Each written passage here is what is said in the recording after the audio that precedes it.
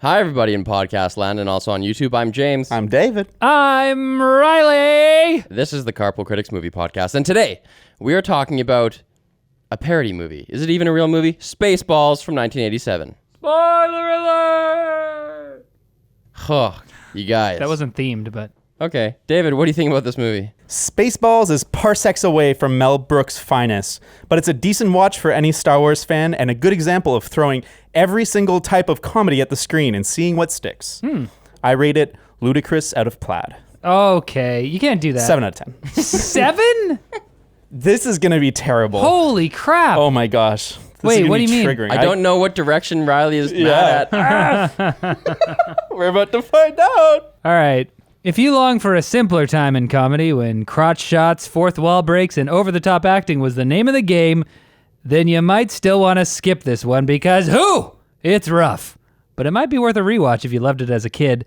4.5 out of 10. And I have good reasons. Personally, maybe I like this movie, but it was a rough watch, man. Wow. It was Buddy rough. boy, I think you and I are just totally in sync this episode. Spaceballs somehow managed to age worse than even John Candy did. 5 out of 10. Because he's dead. Riley. And that 5 out of 10 was a generous upgrade from 4.5/4.8 that I was gonna give it. Just because, there's a lot of gifs and references. It obviously has staying power. It obviously has a lot of good about it. Yeah. But still, even though I loved it as a kid, I just wanted to turn it off. I loved this movie as a kid. Okay, David, you're going to go to bat for this movie right after this message from our sponsor, Vespa Footwear, a new sponsor. What? Vespa is famous for making shoes that are light, comfortable, and most importantly, waterproof. Good for us Pacific Northwesterners. They're made from dual climate knit material. They're 100% vegan, which is completely badass. And they just announced their new weekend shoe, which Riley is wearing right now. You can hear it, you can see it if you're on YouTube. And now you can smell it. It's got a good sound. So head to Vessi.com/carpoolcritics to reserve your own for this new shoe that's launching this weekend, or check out their existing lineup and get, $40 off using our code. Wow. Wow. That's pretty good. I have a pair of those older ones too, and they are 100% pretty cool. They've been my shoes for the past however long since we got them the first time. We're also brought to you by PIA, Private Internet Access VPN. They help you hide your true IP address so that you can bypass geo restrictions and censorship. Free speech! You can connect up to 5 devices at once, and it includes an internet kill switch if your VPN gets disconnected involuntarily. PIA is available for Windows, Mac, Android, iOS, and even has a dang Chrome extension. So check it out at lmg.gg/carpoolpia. I was trying to do a lightsaber, but it didn't sound like No, great, It's did pretty it? good. It was good to me. I missed your kill switch last week, so thank you. Yeah, it was better than that. Is this movie Spaceballs even really worth synopsizing?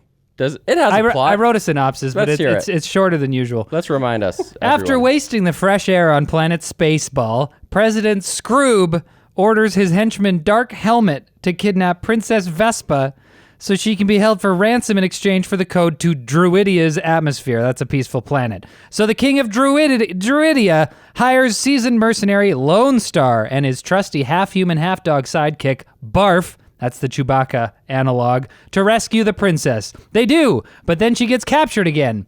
And then she gets rescued again. Lone Star finds out he can control the mystical power known as the Schwartz, which he uses to stop Dark Helmet and blow up his ship. Then he finds out he's a prince so he can marry Vespa. Then the movie finally ends. Oh, man. It's only an hour and a half. It is, but I was surprised at how much I wanted it to just... But not because, to me, not because of the pacing. It wasn't like, this feels long. No. It was just that each scene, I was just like, ugh. I know. You know what I think happened? James, you're packing up to move. You're tired. You're sick. Comedies are so dependent on your mood. You heard he didn't like it, and you're like, I want to be a cool kid this week. No way.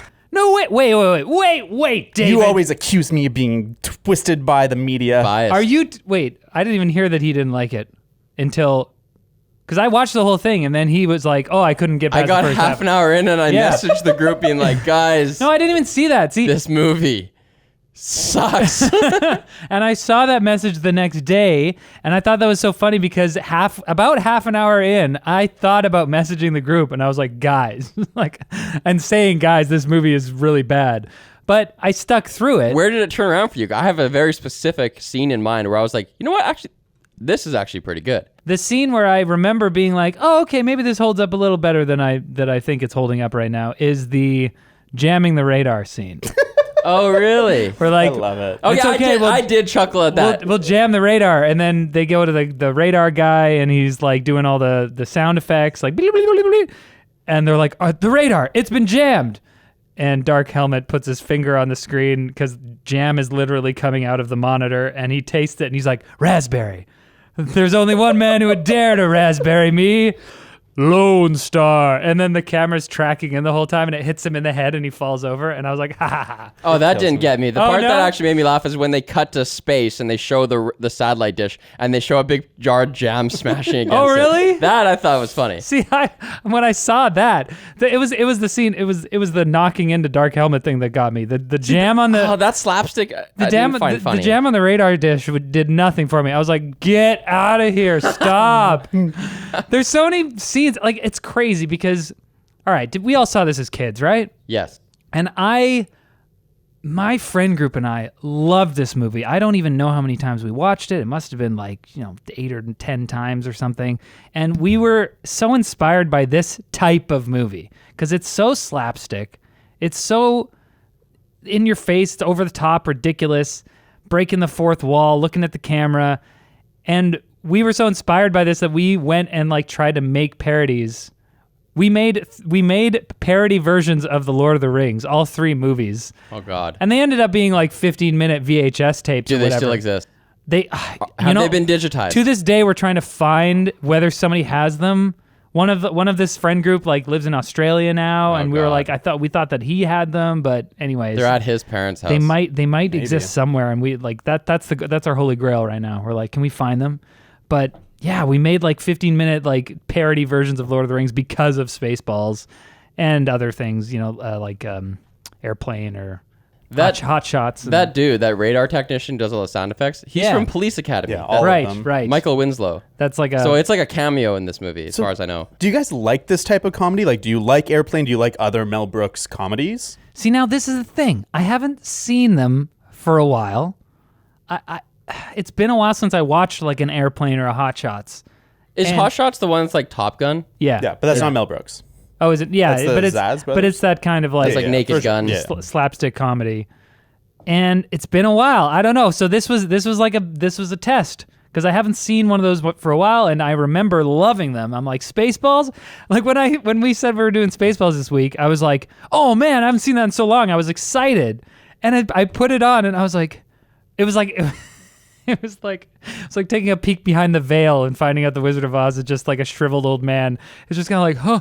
Or finding yogurt, Just plain old yogurt. to keep the references to this movie. I was just like, oh no, this is a bad movie. I realized it from the opening crawl. They have the parody opening crawl. Yeah. The Star Wars text goes by the screen and explains to you the plot. Yeah. And even from that, I was like, oh no, this isn't funny.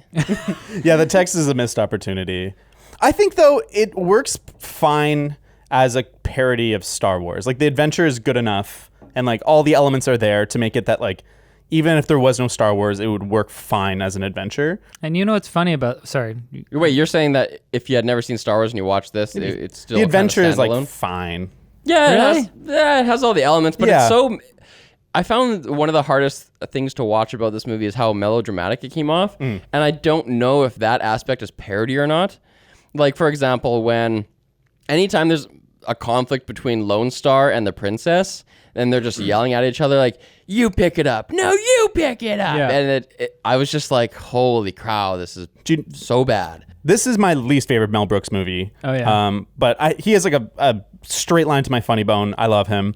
But I think there's one thing in this movie that actually brings the whole thing down, and it's that melodrama from one particular person, and it's Princess Vespa. I think that she's given the kind of the straight person role where she's kind of has to carry the drama, where Lone Star and John Candy get to be goofy, be silly, but she has to carry the drama. And she just doesn't manage it. Like Mel Brooks has directed and like cast many, many very funny women, but I don't think that was very good casting for that character. See, Who is Daphne Zuniga? What was she doing before? She did The Fly, but I think that's after. Yeah, I didn't recognize. Is that why there was a Fly reference in this movie? Is there a Fly reference? What is the reference? There was like a Metamorphosis reference. Oh no, that's different. That's just the Kafka. It's like Yeah, it's not The Fly. But The Fly's Kafka-esque, is it not? Okay, I'm reaching here. The melodrama between Lone Star and Vespa, I think, like I think it was a parody of like the vibe between like Han Solo and Princess Leia. Sure. But on another level, I feel like Mel Brooks kind of likes that sort of campy, like it's not necessarily full satire all the way. It's just kind of like a fun romp, and like, oh, we're arguing and then we love each other, and it's just kind of silly. Totally. And I feel like it works on that level. But there's a whole level watching this movie where I was frustrated as a Star Wars fan because a lot of it, like it's clear that he doesn't really, in some aspects, he has it dead on. Like the satire of Star Wars as like a merchandising machine, like the whole deal that like yogurt, which is the analog of Yoda, the way he makes money on this like remote planet is by merchandising Spaceballs merchandise, which is the movie that they're in. That was a joke that was funny throughout the movie. And I liked how they kept it going.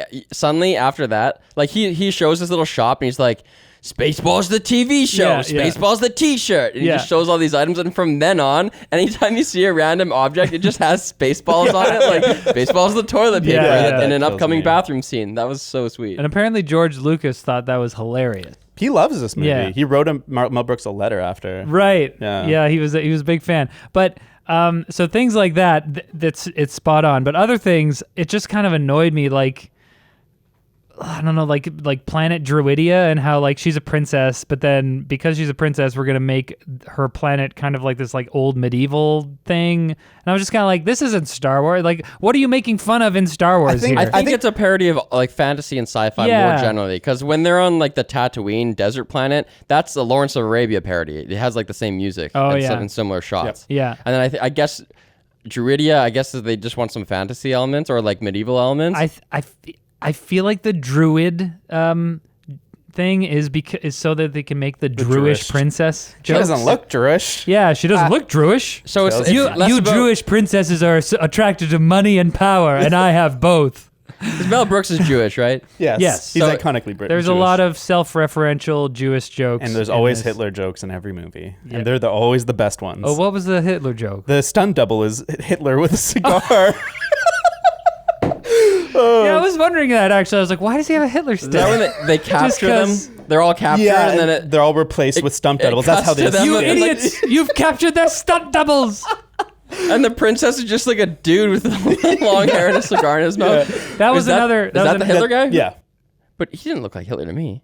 He had long hair. He had a Hitler mustache. He's got a Hitler stash. He's not actually Hitler, but it's definitely. It's just like a little tiny thing. See, I think that the comedy in this movie is like takes not the shotgun approach but the minigun approach. It like is a nonstop barrage of jokes of every different variety, like visual jokes, like slapstick, physical, wordplay, all these things. And it's like there's like pauses in between, but it tries everything. But when it works for me, like I laugh out loud. Like I think the merchandising, I think the Hitler scene.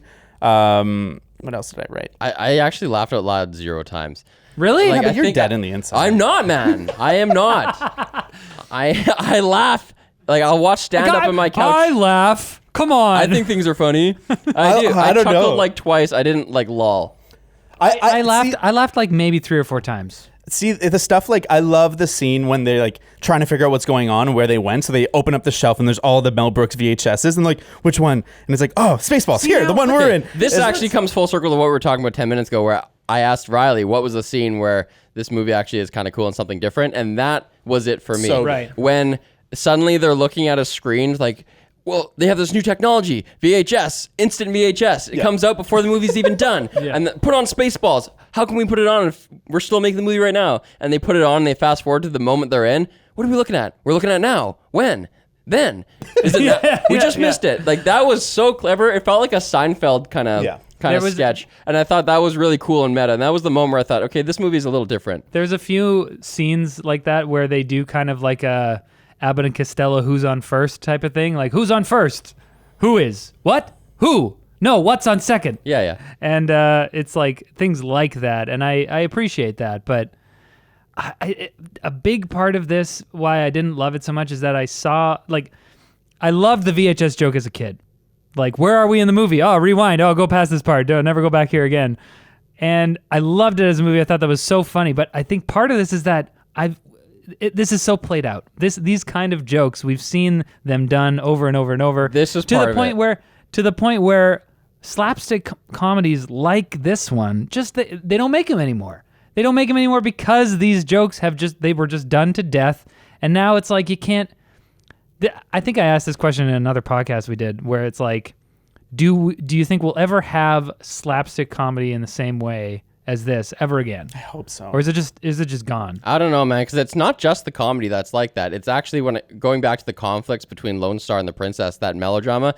It's the same thing there too. Like when she's in the back room and he's in the cockpit, and each one of them is saying like, "Oh, I'm gonna go give the other one what for?" Yeah. And their compatriots, like Marf, is like, "Oh, she's a princess. You can't do that," And then the robot character is Dot Matrix. Dot Matrix is like, what if he's really good looking? He sounds cute. And they're all building up how much they're going to hate the other. Yeah. And like, guess what's going to happen? They're going to walk through the door and they're going to go, whoa, wow, you're actually really pretty. And the whole movie is stereotypes like that. And I don't know if it's because they're parodying stereotypes or if it's just because this is the first time now stereotypical. I know. Itself. I don't know what to think about it. It's like, is this the first time that they've done this? Is this the first time that they made a joke about we're watching the movie before the movie came out? Because like that's happened a few times since then. I think that a lot of it is new, and like Mel Brooks is like a brilliant comedian, but I don't get the sense that this is the movie he worked the hardest on the script for. I feel like he was definitely. He was like, Star Wars is big. It's okay. Yeah, I can make something funny, but didn't even watch it. He just someone give him a highlight reel. He's like, big ship. Orange, gold robot. Okay, yeah, and kind of just like put the pieces together. Like he clearly doesn't love Star Wars in the same way that like a lot of I think better satire the writers do, and I think that permeates through. That's kind of what I was talking about. Yeah, but there's still all the clever bits that I think win me over. Oh yeah. Yeah, that's kind of what I was talking about with like in terms of the satire of a parody of Star Wars or whatever. Mm-hmm. Like Family Guy did their the Blue Harvest the Star Wars parody, and that is like you watch something like that and you can really tell that they're Star Wars fans. Totally. Or the Orville. Yeah, with Star Trek. Oh, okay, yeah. I haven't watched the Orville, but I have heard that it's like a really good parody of Star Trek. Better Star Trek. But then Star it also Trek. turns into like a really good drama on its own. Yeah. Yeah. It's not really a parody. It's just kind of like it just becomes Star own Trek version of it, really. It's weird. Okay. I love it. But yeah, like Blue Harvest from Family Guy or whatever, or Thumb Wars. Did you guys ever see Thumb Wars? I was gonna wait to bring up Thumb Wars. Yeah, like those are like loving fan parodies, sort of. And this one, you watch it and you're just kind of like, Mel Brooks doesn't even care about Star Wars. He's just like, it's just a funny space thing in space with lasers. The ship's really long. I didn't feel that. I guess I'm not. Oh no. So, but I don't think you're a huge Star Wars fan. So tell me what is seen through the eyes of a huge Star Wars fan that gives that away.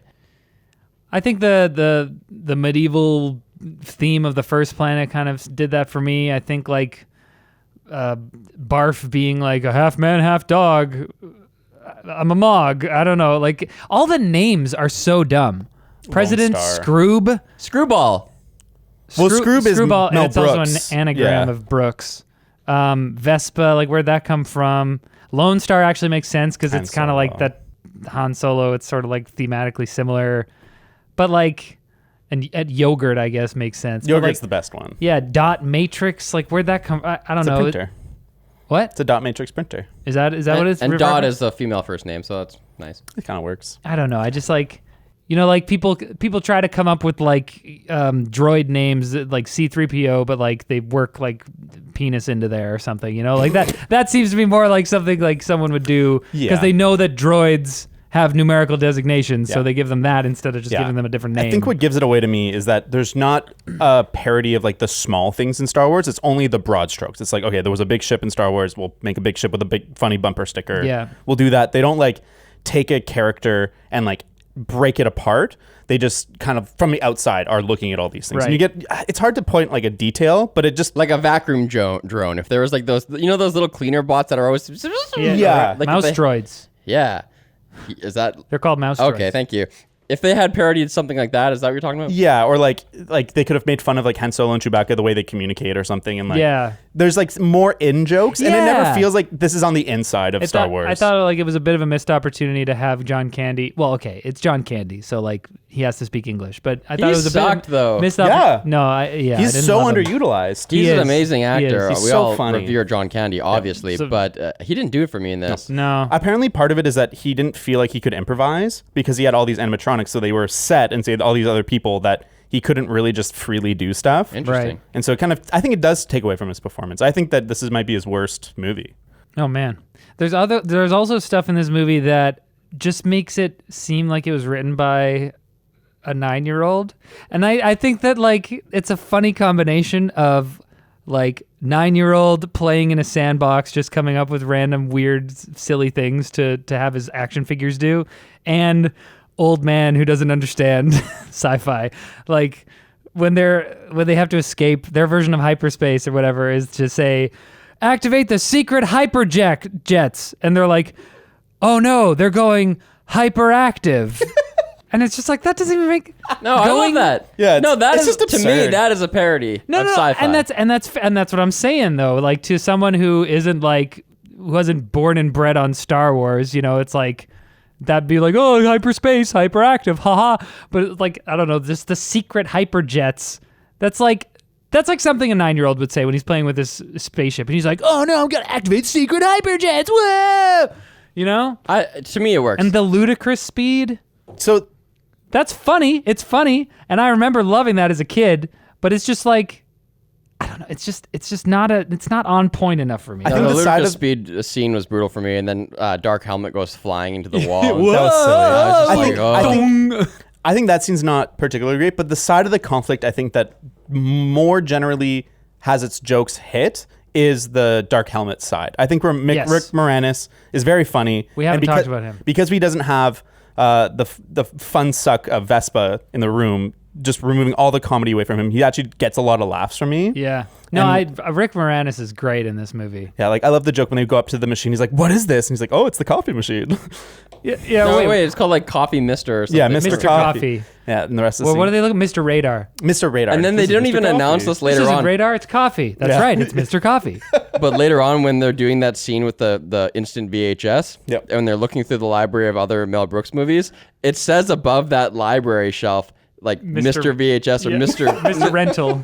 Yeah, Mr. Rental or Yeah, something, but they don't even verbalize it. Yeah. But I thought that was nice. I love all those background jokes, like when they're on Planet Druidia, and it's like they're in the military base, and it's like conserve air, breathe less. Yeah, that was good. Like there's a lot of background jokes that add to the layer of it, and it doesn't feel lazy, but I totally. Yeah, I can't excuse Mel Brooks from not loving Star Wars and making fun of Star Wars. Yeah, it just feels like it's like, hey, man, you're not allowed to make fun of Star Wars if you don't like Star Wars.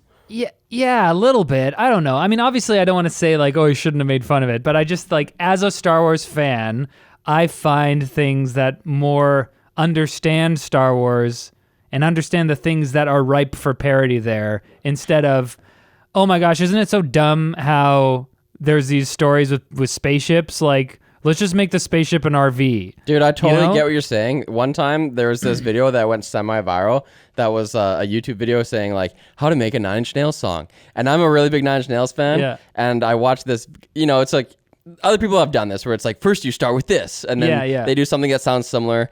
But in that video, he hadn't really done a good job of making a song that sounds like any Nine Inch Nails song. Right. He basically had made a song that sounded like the particular single copy of that had just come out. Right. I was like, your video really should be like how to make copy of not how to make a Nine Inch Nails song. And I was just so butthurt and pissed. Yeah, exactly. No, that totally makes sense. That's how you sound now. Yeah. No, totally. Because they, like, a non-fan will see these kind of superficial elements and just be like, that's what makes Nine Inch Nails, or that's what makes And the Star thing that's Wars. frustrating is, like, there are things, there are such strong things Yeah. that are in all Nine Inch Nails songs that you could have utilized for your video, but Right. you missed all those. No, exactly. Like a good example I think that you gave was like Chewbacca and Han. Like he just roars and Han knows what he means, and I think that's a big opportunity that they could have made fun of. Like he could have just been like, and he's like, you have a strong inkling that something is going to happen in this way, and blah blah blah. Yeah. Like it's like a long thing or whatever. Yeah, or like why Vespa and like Han Solo could be brother and sister or something. Yeah. Like, Oh, that would have been really gross and funny.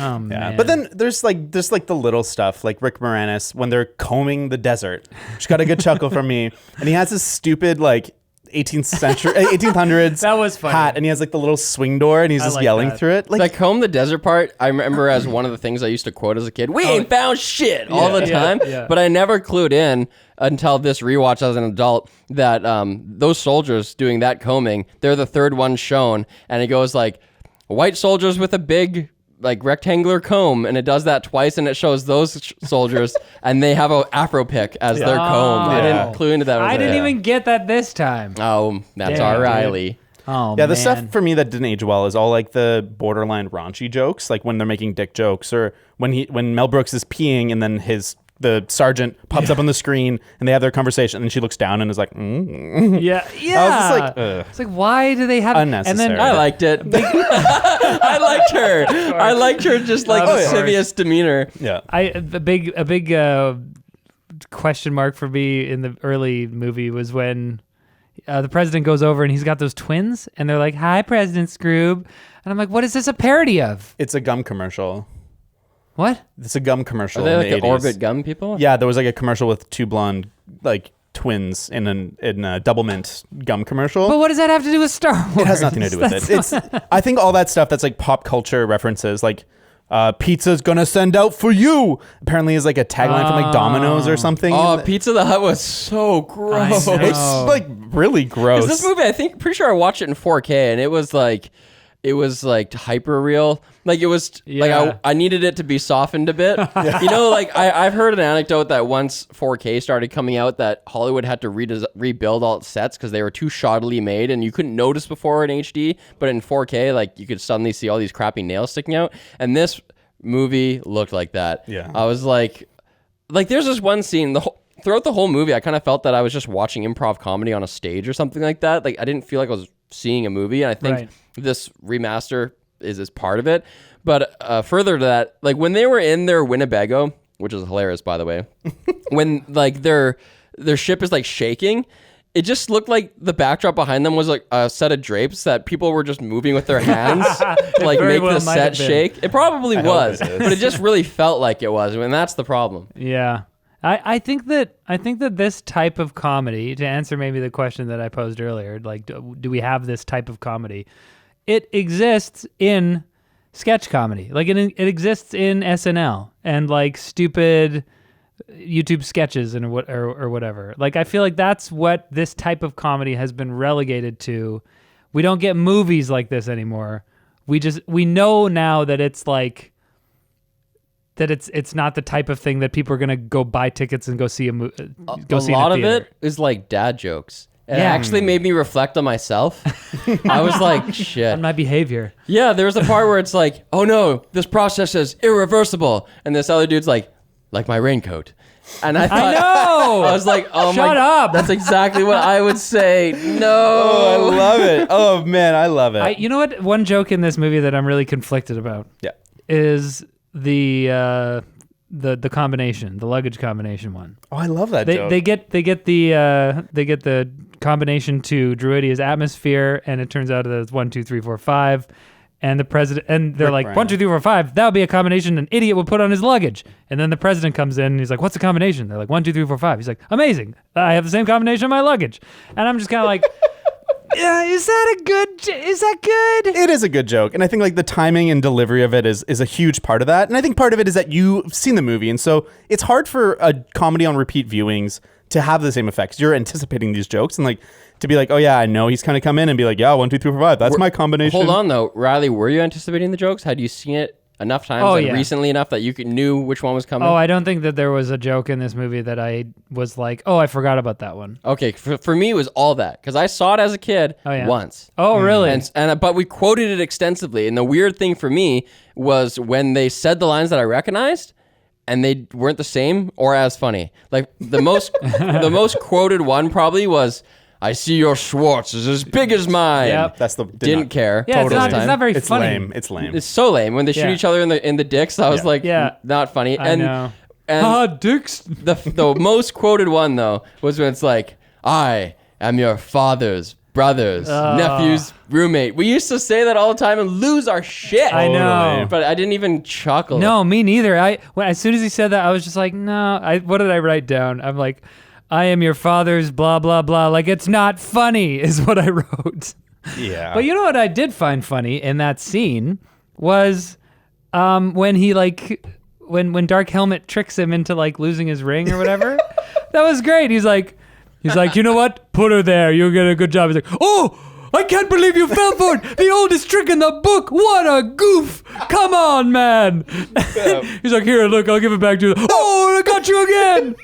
I was like laughing throughout that whole part. I was like, that's good. But I think that's because that was a bit more of like a modern I think so. joke. Yeah. Yeah. That's a bit more of a joke that we would see today.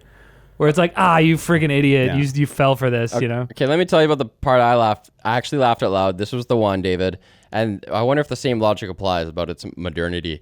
I don't think so, though. It was the time when they're like looking for the princess who's in jail, and they hear someone singing, "Nobody knows the trouble I've seen. Nobody knows but Jesus." And then it's the princess, and they're like, "What?" And then Marv's like, "Turns out she's a bass." I thought that was so funny. I didn't laugh out loud at that either, but I was kind of like, I appreciated that a little bit more. Man, it's crazy how much I was disappointed watching this movie. I'm It's sad just- for you. So wait. Take me through this. You're watching this movie and you are laughing. Yeah, for sure. Regularly. Yeah, semi-regularly. It's like I said, it's my least favorite Mel Brooks movie, but I'm still laughing. Like the tone of it, the absurd nature, everything. I think I'm willing to accept how stupid it is and embrace the What stupidity. state were you in? What time was it? Oh. It was like 9 to You had 10:30. dinner already? Yeah, I was in a dessert? good mood. No dessert. No Any dessert. substances? Were you No, enhanced? no, I wasn't. You were totally I sober. was just enjoying it, having a good time. I, admittedly, like, Totes sober. I have decided to go with Mel Brooks movies. I'm not like trying to be like, oh yeah, what's wrong with these? I'm like, I want to have a good time. I'm gonna enjoy Yeah. these, and like, I've already had the process of like judging for myself if I like these, and I've decided I love all of them, and so it's. I that's- turn off that switch and I just enjoy it. Well, that's not. I think we both had that off though, because we both. I don't know. I was coming from a spot of being like, I remember this as a kid. This movie was great. But I think maybe that's the problem, is that he came in being like, I know that they're not very good, but I'm still going to enjoy them. And we came in being like, oh man, I remember this movie is so funny. And then we came in and we were like, oh no, it's not funny. So I think there's the difference there for sure. I don't know. I think I came in being like, all right, I haven't watched this in a long time. I'm going to watch it with a critical eye because I actually want to know whether it's a good movie or not. You did what David said. And so I came in, what, huh? What do you mean? You did come in thinking, I'm gonna look deeply at this. I'm gonna scrutinize it, whereas he had already Yeah. decided not to do but that. I think I wanted to watch it the same way that I watch all the movies we do.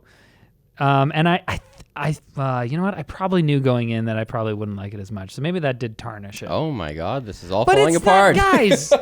Like this isn't even when you look at like the core action adventure of this, it's just so cheesy and campy that I can't enjoy it on the same level that I would enjoy a big fun romp like National Treasure or Star Wars. Well, you or blocked Indiana National Jones. Treasure. I tried to get us to do National Treasure. Guys, Like, if you want National Treasure to happen, no. then tweet at us, message us, comment us. If there's more than, I know, it's gotta gotta be wait. more than like a dozen. We gotta wait a bit. There's always someone out there Yeah. who wants us to cover whatever crappy movie. we're David not wants to doing watch. Boondock Saints. I hate that movie. Really? It's Really? bad. I thought we were gonna get to it eventually. Never. Oh, no. Never. I love Boondock Saints. Okay, wait, we can't talk about it, but whatever. You brought up Thumb Wars. Yeah. That's a Steve Odekirk thing. Yes. I remember that was like a pretty big deal, and I think it did well enough that they made like Thumbtanic and a few other ones. Right, Loved right. it. Yeah. I don't really remember anything that happened, but I I absolutely loved Kung Pao Enter the Fist. Oh my gosh. Steve Yep. Odekirk's like big Magnus Carlsen. We've talked about that a few times. Does that hold up? I don't know. Because that one's a bit of an interesting one because it's like they use actual footage from real kung fu movies. It's like an old Chinese movie. They took the footage and sometimes they did reshoots. So if it's like shot reverse shot, it'll go from the old footage to like new footage of Steve Odekirk. Sometimes they just replace people's mouth faces or and stuff. something, Yeah. Sometimes, and then the whole thing is dubbed. No matter who you're looking at, it's dubbed. That one, I don't know what you mean by hold up. Like I remember renting it. We rented it when I was staying at my auntie and uncle's house as a kid. Yeah. And I was watching it, loving it. And my auntie came in and was watching part of it and was just like, this is so stupid. She walked out. And this is in the 90s. Like Yeah. if you watch it, if you were someone like her watching it today, you would hate it for sure. But I feel like I would still like it today. I think if you went in like might. I did and you had decided to be like, I'm gonna let everything that I don't like go and just enjoy the parts I enjoy and like go on this adventure, I think you would. I think I would because it is so stupid. Yeah. You're talking about Kung Kung Pao. Pao is so goddamn stupid. It really is. I think it would probably hold up in that way as well because it is more like a I don't want to say more like a sketch, like a comedy sketch, but it kind of is like Spaceballs. You could almost watch, and if you weren't super familiar with Star Wars or a bunch of like sci-fi tropes, you could almost think that it's just like a regular sci-fi adventure comedy, not necessarily like a straight parody sketch type thing. Here's what it is.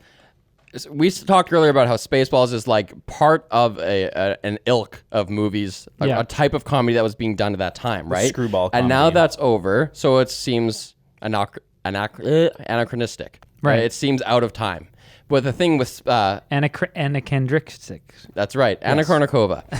But the thing with this Odekirk movie, Kung Pao, is that it was always out there. It was always weird. Nothing else is like it. Nothing never was. So I think it'll seem today like it seemed yesterday. I just don't know because I was excited for Spaceballs, sort of, and I went in and I discovered that it's not what I thought it was. So Well, the only thing it is what I thought it was, but I just enjoyed it a lot more as a kid. You know, I think that's really well, what it I boils only have down one to. choice. What? To never watch it again. Spaceballs? No. To never watch Kung Pao, so Kung Pao. it stays in your brain as this amazing. I am bleeding, making me the victor. It's such a sick, quotable movie. Chosen one. Chosen! I'm coming. Chosen See? one.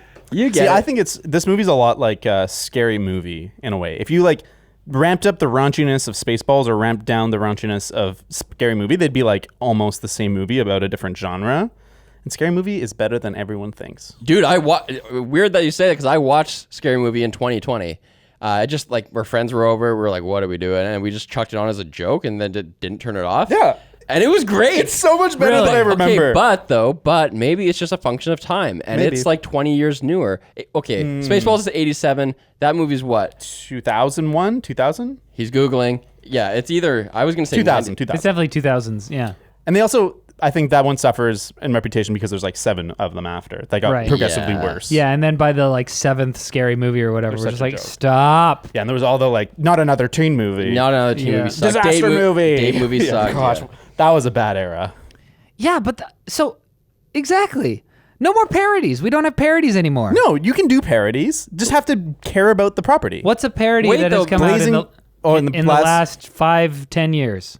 But wait a second. Maybe a lot of people like... Like Well, high profile parody. The Cornetto trilogy, they're all parodies. The which one? Ooh, nice. The Cornetto trilogy. What is that? Edgar Wright's movies like Hot Fuzz, Shaun of the Dead. And that's like 15 years, up to But 10 those years. aren't They're not direct Yeah, they're not parodies of direct specific parodies. They're films. satires. They're parodies of genre.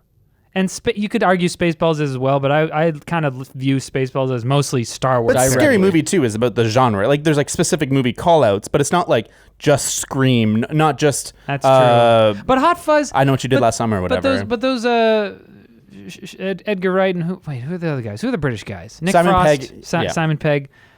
They're less. Those aren't really slapstick. But they're still satire. No, Like but they don't they're- have to be slapstick because what you're saying is, I bet there's a lot of producers like you who are like, oh, no one's doing parodies anymore. They all suck. But what you're talking about this family of parodies. And just because like all the scary movies and date movies and not another teen movies, they all started sucking, but they all use the same form of comedy. They're all like Wayans Brothers, like kind of comedies. Yeah. So you need to parse that. There's two distinct things. Is it because we're not doing parodies anymore and parody is what sucks? Or is it because that type of comedy sucks and we're not doing that anymore? And you're conflating the two. Hey, and maybe producers are conflating the two and that's why no parodies are getting made. You're fair enough. Fair point that when I said parodies, what I really meant is these kind of slapstick parodies that are just like on the nose, super cheesy, super campy. Like you watch Hot Fuzz or Shaun of the Dead, and there's like real, genuine human moments in that. Even though the whole movie is like ridiculous and silly and meant to make you laugh, there are like real moments of character development and stuff. And there is a story, and you can watch it as like a regular movie and enjoy it that way. But I don't know if we'll ever. My point is that I don't know if we'll ever have the kind of slapstick, over the top, look at the camera, break the fourth wall, crotch shots, sort of parodies. Do you know what? Again. Do you know what I think killed it? What? Mockumentary. I think mockumentary took its spot where that has all the meta jokes. It has all like the slapstick. Like think of like The Office or What We Do in the Shadows. Yeah, What We Do in the Shadows or Pop Star Never Stop, Never Stopping. It's all like not the same tone, not the same jokes, but I think it's taken its place. Right. You know what? I never saw Pop Star Never Stop It's Popping. really funny. It's worth a watch. I Also, heard that it was decent. I think the last good parody, I found it. This is it. Oh. And it is fucking awesome, is MacGruber. So good. What is that? That's Will Forte. It's like a Mick Jagger parody, and it's like straight MacGyver MacGyver parody, and it's like 80s action stupid, but it's Will Forte at his stupidest. Yeah, it is love well worth a watch. I never saw the movie, but I loved his MacGruber sketches on SNL. Yeah, and he's making this series. The series is coming back. Is it? Yeah, it's going to be on gosh. Peacock, which is Heck NBC's streaming service. Yeah, there's just jokes in the movie that are so stupid and so bad, but they like wrap around and maybe you don't like it, and it's very specific. But man, there's some jokes in it. Like at one point, he's like trying not to get fired or something, and he's just like desperately begging not to for the commander not to get rid of him. And he's like, I can't do it. I'll ruin it, but it's just so. You gotta do it now. You really yeah. You gotta do it Got now. us all Go psyched. find it. Oh, okay. No. Look, I will suck your dick. I will suck your fucking dick. I will do it. Just join my team. I'll suck your dick.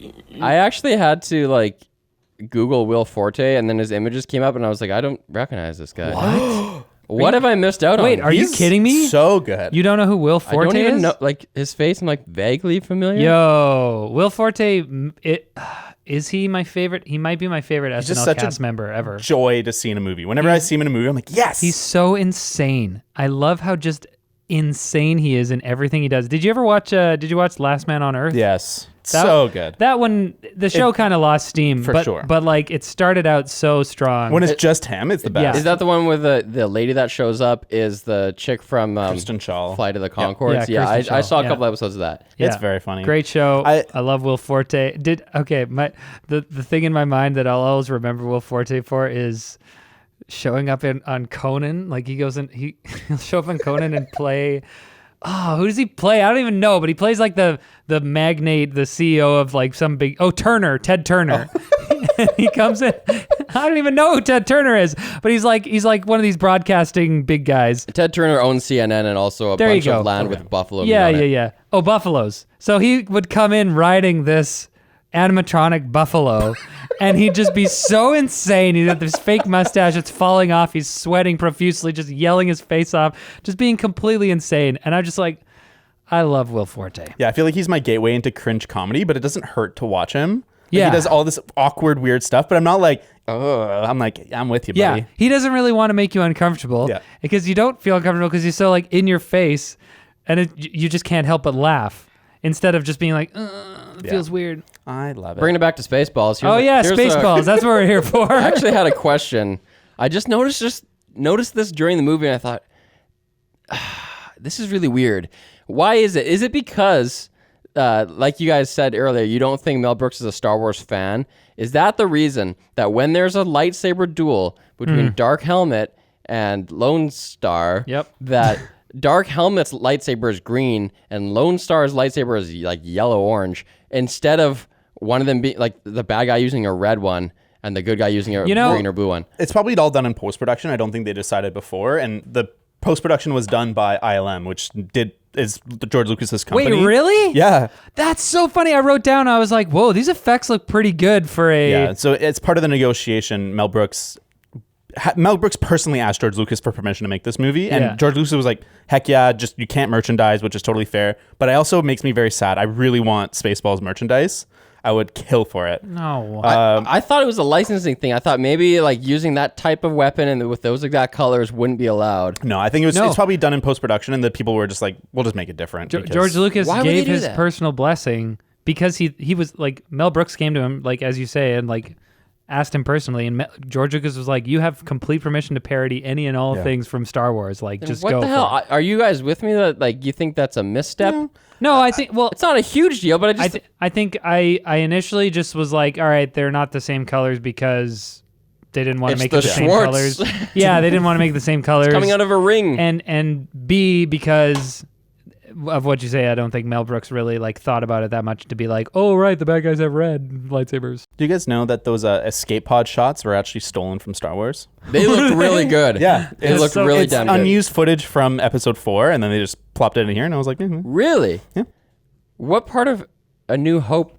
right at the beginning. Yeah, when C-3PO and R2-D2 escape the Tantive 4, which is a Corellian Corvette, and escape the abduction by the Star Destroyer and go to the surface of Tatooine. So I saw those shots and I was like, damn, those look sweet. This movie has a budget, but I guess not. Guys, I think what we should do right now is we should workshop Spaceballs 2 right now. oh man. Oh yeah, they already have the title. Yeah, the Search for More Money. The Search for More Money. It's a great title. That was a good joke. Yeah. You know, what was another thing that really worked for me is I talked about how sometimes I didn't believe this was really a parody, and that's when they had like the melodrama. But there was times where it was very clearly a parody, and one of those times was when Rick Moranis was like, "Why do you always have to prepare to do something? Just do it." Yeah. They're always saying like preparing to ignite thrusters, and that was a great like. Why does sci-fi always do this? Yeah. I'm freaking out and ranting right now. But that was great. I also like how they undercut that by showing that when you don't prepare, then you know it bites you in the ass. So like they're on the speeder on the surface of the desert planet, and he's like prepare to leave or whatever, and he's like preparing to leave. He's like, why do you else prepare? Just do it. And they're like, okay, leave, and they just go, and then he's like, oh, and he gets knocked down. Should have sat down first. So what should Same thing with the Spaceballs- ludicrous speed. What should Spaceballs 2 be? Okay, Lone Star and Barf are caught in a time vortex where they have to keep reliving the same adventure over and over, and like some outside force has to come and save them because we're stuck in this Star Wars where we're just making the same crap, and it's getting weirder and weirder and worse and worse. Did you think about this beforehand? Just during the podcast. Okay. Because I was like, So you haven't been actively listening to us? Just with 30%. because I was like, man, it's hard to describe how not interested I am in making the plot for Spaceballs 2 because I didn't care about the plot of this one. Yeah, you could have Okay. a good gag at the end. No. There's good stuff here. So you need to have like Force-sensitive children who are descended from Oh my gosh, I could make fun of the sequel trilogy. their 1/4 dog. Okay. Because Marf's got to yeah. be boning somebody. Marf? Barf. He's a Mog. Half robot, quarter dog, quarter human. I'm still like a lore nerd about this stupid movie that doesn't matter. He's a Mog, actually, okay? If I was going to make a parody of the sequel trilogy, maybe they would they'd go get their tires changed at a gas station, and the gas station attendant is the most powerful person in the Force, and they're the son of Count Dooku, and they can shoot lightning out their That just eyes sounds like for Star some Wars. reason. Yeah. No, you should That's do as like far as I go. Yeah, so you have yogurt. They have to go find yogurt, and they think he's gonna help them save everything. But he's a sellout and he hates merchandise now? Yeah, exactly. Like they bring him like a valuable piece of merchandise that he's supposed to like care about. And he's like, throws it? The journey is to get yogurt to care about merchandise That's again. good. Okay, I could get behind that. I'm into this. That would actually get some character in there and be like, see, the real thing about Star Wars is the toys. Which is like, again, we'd said this earlier, but I think that is the most on point criticism of Star Wars here. That It's funny. I'm going to tell a little story. Not really a story, but I went to my friend's birthday party on the weekend, and I was talking to his dad, who is into, like, he likes TV shows and movies and stuff. He's kind of into that a little bit. And I was like, how do you feel about Star Wars? And he was like, Star Wars? I don't know. I didn't really like it. And this guy's a boomer. He's a boomer. And I'm like, what do you mean you didn't like it? Like, he's like, that wasn't really, like, my time or whatever. I'm like, what are you talking about? It came out when you were a teenager, dude. Like, what? How do you not like it? He's like, it's just, I don't really love that, spaceship laser type stuff. And I was like, this is so funny because I think to a lot of people, Star Wars is just that. It's just like a money-making machine.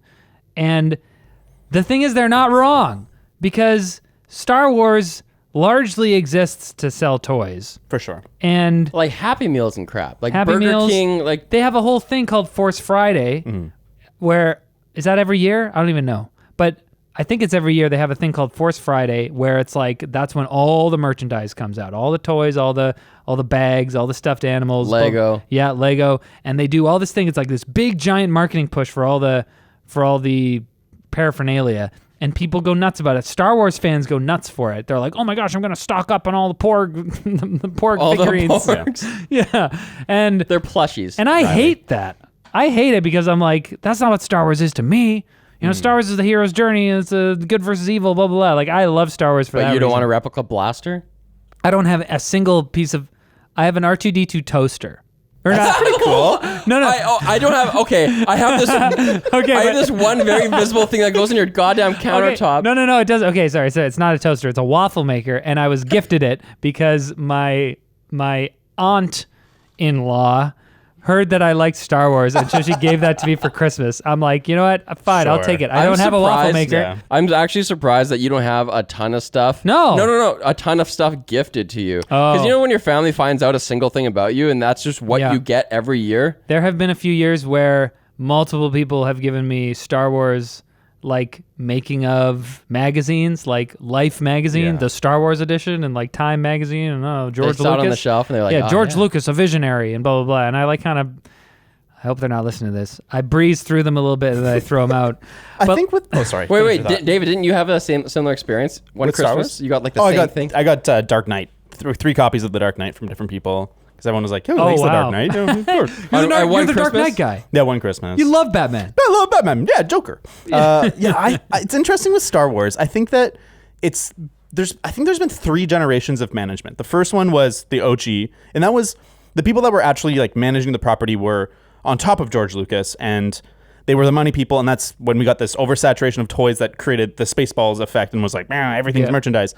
And then we kind of lived through, I think, the golden era, where it was the fans rose up in age and were able to take control. Right. And then we got kind of like all the games, all the books, all the everything that we're like that. I think we're actually more passionate about in Late Star 90s, Wars. 2000s. Totally. And we got so much good Hodor, stuff. baby. And then Heck yeah, and then man. Disney bought.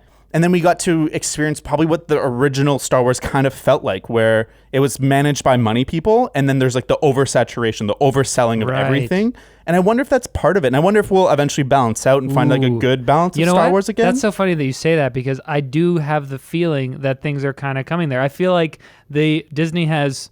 This is now a Star Wars podcast. Disney was has always gonna be Disney a Star has Wars realized that the sequel trilogy angered a lot of people. There was that initial sort of division where like some people liked The Last Jedi, a lot of people didn't like it. But now everybody. But now everyone hates the sequel trilogy basically, except for like the dumb people. I'm sorry, guys. If you like The Rise of Skywalker, you have an issue to deal with. What did I give it? Like a 9.9? You monster. You're on this James's side. That should say something. I don't So now, like so it. now I think Fine. Disney is kind of coming to this point where they're like, oh, you know what? Let's go back to the things that we know they like. We know they like the Clone Wars. They're doing a spin-off series of the Clone Wars. We know they like the Mandalorian. We're gonna do more of that. Giving us more story-based video games. Yeah. They're also And just they're trying also- to figure out what's the right amount. I think there's been public statements. I don't know if it's about Star Wars or Marvel or both, but there have been executive producers being like, I think we could have done like 1 or 2 movies less. For sure. Right. Because think about it. Before that, you only had the only like major mega franchise that was so long running would be like James Bond. And other than 30% of this room, no one gives a fuck about James Bond. It's not as powerful. It's true. And pervasive of a franchise. But now that you've got a company that owns these huge pieces of the cultural imaginary, Yep. you know, these huge things, and they're like, at first you're like, well, hit the gas. Let's put out 2 Marvel movies a year. This is going to be great. Yep. Merchandise the crap out of it. TV series as well. Right. It's like, okay, they're just finding out it's a big experiment, and they're the first company to be like, okay, the public can only take so much, and we need to back off. And I think in the next few years, they are going to find out what people want. I think part of why Marvel worked too is that they had such a good variety of characters and tones. And like as they kind of were feeling out this big experiment that's still ongoing, they kind of were able to kind of spread out a little bit. And I think by the end of it, they kind of homogenized again a little bit. But it seems like they're, again, going to spread out a little bit in the 4th phase. So we'll see. But again, you have variety there. With something like Star Wars, you can't have one every year. I don't think you can really have spin-offs. You want there to be like one every year and a half or 2 years, and then like an 8-year hiatus. Totally. Yeah. And then like another trilogy. Think about comes how out. much more money The Force Awakens made than any of the other Star Wars movies. We were hungry for Star Wars, and then all of a sudden we were like filled with it, and we didn't want it anymore. It was like 2.3 billion or whatever, For sure. versus like 1.3 and then like less than a bill. Like, You know what's funny about that though is that the only movies that I actually liked out of the recent Star Wars thing was these spin-offs. Like I liked Rogue One. You like Solo? And Solo was okay. It's okay. Like If it I didn't wasn't hate Star Wars, Solo. it'd be better. Yeah, it was fine. Yeah, and I like The Mandalorian. I mean, The Mandalorian is just okay as a TV show, Yeah, it's pretty but good. as Star Wars, it's great. And it's true. And I think what I wish they would have done is like put some major wait times between the main movies and just like give us some of the TV shows or something. totally. I think you know? it should have been 3 years in between instead of 2, Yeah. and then maybe 1 movie in between, and then like an extra year for the last one. Oh man, We just needed to be hungry for Star I'm Wars. so jaded now, though, because now they're making Dune. It's going to be at least 2 movies just for the one first novel. Oh, yeah. And then there's also a spin-off TV series about this one faction in Dune called the Bene Gesserit. And I see that they're going to have this series. Yeah. And I'm like, no. yeah, it's. But what if it's going to be great? I don't know. It might. But it might not be. I think you're justified in being kind of cautious there, being. But who am I? I actually scared. have never really watched a spin-off series. I've never watched like Gotham or like Sarah Connor Chronicles. I don't know. if I Gotham was would- bad. Yeah, I think I think basically any daytime TV show. Are they daytime TV shows? Any No, TV shows primetime. based on like comics. It's not a good, except for what's it? Frasier. That's the best spin-off show. No, I'm saying based on comics. Oh. Frasier was a great. I love Frasier. Great spin-off. But Legion, I think, was the Marvel one with, Oh, yeah. with the character. That was actually good, but it was Marvel. All those DC shows, man, I can't. I think they're bad. But I think that what this conversation has made me realize is that maybe my Star Wars fandom is healing. Oh, that's Because nice. before I hated it. I was like, get me away from this. I never want to see Star Wars again. I'm playing Jedi Fallen Order right now. pretty good. I'm enjoying it so far, and I'm hopeful for the future. And that's it. That's all I can say. I agree. I think that they're as James was saying, they figured out their pacing a little bit more, and I'm not like instantly turning off Star Wars trailers. Right. I'm like, when I see the Rogue Squadron or whatever it's called, I'm like, cool, I'll watch this. I'm yeah. stoked for that. Yeah. See, I can't get away. Is Mel Brooks dead? Nope, he's still going. Is he going to make more movies? What was his latest movie? The producers? He didn't even direct that. He just wrote it because he made the stage play. Yeah, he's not directing. There was talks of making a sequel to this. Well, he's like super old. He's like 90. yeah. I don't think he's like doing a lot more. He's pretty sharp. He was on Seinfeld's Coffee with Comedians. He's still sharp. He's old yeah. man, but he's there. Oh man, He's what a a brilliant man. prolific dude. Yeah. If we do He's another Mel Brooks, what do you guys want to do? I'd love to do Blazing Saddles. It's a little too edgy, I think, for this podcast. What do you mean for this podcast? It's Edgy period, maybe. it's just edgy. It's a brilliant movie. Yeah, It's yeah. as good as his movies get. My other favorite ones are the producers, the 2005 one, the musical that's based on the stage play. Brilliant. That's like so good. Matthew Broderick and stuff? Yeah, and Nathan Lane and Uma Thurman. That was a big hit. I never saw it, though. Oh, it won like 12 or 13 Tonys. It was only beat by Book of Mormon. And it's so funny. But then also Robin Hood Men in Tights. I love that one. Did I see? I think I saw that one. I only saw it once, though. I don't really remember. Saw it a as a ton. child, yeah. That's great. I think I would do Young Frankenstein Oh, I love Young because Frankenstein. That's Mel Brooks, right? Yep. Yeah, I love Gene Wilder. I can't get enough of that dude. Yeah. He's so it's sort of like Will Forte, sort of similar A little energy bit. to Will Forte. He's just insane, but while he also seems like super genuine, like Gene Wilder, I can believe the character that he's playing, while he's just like out of his mind. You heard it here. Will Forte is the next Willy Wonka, people. I would pay so much money for that. Wouldn't be that bad. I would pay $10 a month for a subscription. The Gene Wilder Forte. service. James, do you know Mel Brooks movies? Do you have a pick or not? I don't know. I Okay. don't know, man. All right. The producers, it is. City Slickers? Billy Crystal? Is that Mel Brooks? No. I don't know. I thought that was Blazing Saddles. There's a lot of Mel Brooks movies that I haven't seen, like High Anxiety, 12th Chair, Silent Movie, History of the World, and Life Stinks. I've actually just never seen them. never even heard of any of those. Maybe for good reason. Maybe. They all have similar ratings to Spaceballs. So. I want to see High Anxiety. It's a spoof on Vertigo, and I love Vertigo. So. Oh, it's a spoof. Yeah. High anxiety. A Sounds spoof like of Vertigo. Sounds like a marijuana movie. How do you cannabis movie? How do you spoof Vertigo? Probably pretty lazily. I love Mel Brooks. Guys, Oh man. if you're going to watch a Mel Brooks movie, go watch Blazing Saddles. It is a 10 out of 10. But if you're only going to watch one movie next week, make it Thor Ragnarok, because that's what we're going to cover next, everybody. Okay. And then after that, sorry, Americans, we're doing Tenet. Oh. It's coming out in Canada first, baby. Yeah. What percentage of our audience is Americans? Probably a high percent. Most of them. Quite a bit of You them. guys are gonna be upset. But they're getting it September It's like Not a too week long. later. Not Yeah. too long. 3rd, I think. Something like that. Oh, Oh. it'd be so sick. Oh my gosh. That was Euphoria. Jeez Louise. Scared me.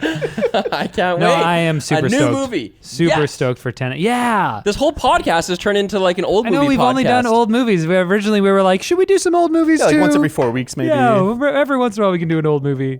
And it's a new can't Christopher wait. Nolan movie. It's so Yeah, that's I pretty know. exciting. That was honestly really exciting going to theaters. We're going to the theater, Yeah. going, baby. but there's distancing. Yeah.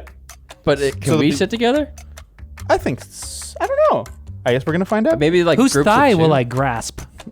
They The can't time is stop- going once- backwards. Oh! Once the movie starts, they can't stop me. That's true. You could just kind of, maybe they'll have barriers. Unless someone reported me or something. Well, we've been I feel reported for going uncomfortable. too long. Yep. Well, that was like a tech-linked ending. And so this episode is really dumb. Come back next week for more Carpal Critics. More, not tech news. David, don't put this in. No, do it.